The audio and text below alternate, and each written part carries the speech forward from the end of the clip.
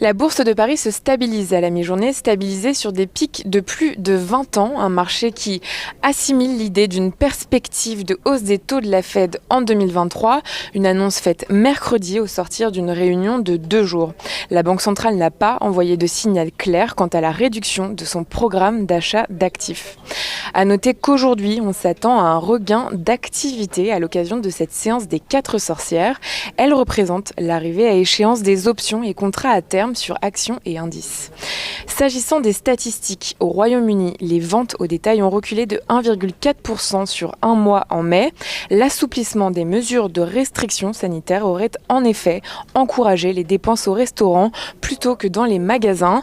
Les magasins alimentaires, eux, ont vu chuter leurs ventes de 5,7% le mois dernier.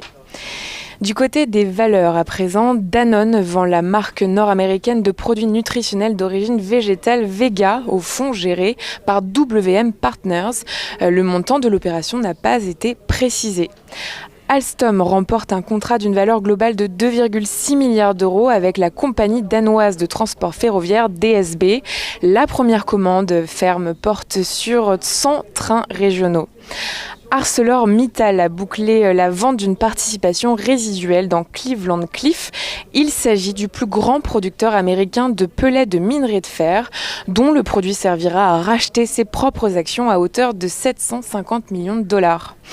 HSBC devrait annoncer aujourd'hui la vente de ses activités de banque de détail en France au groupe de capital investissement Cerberus.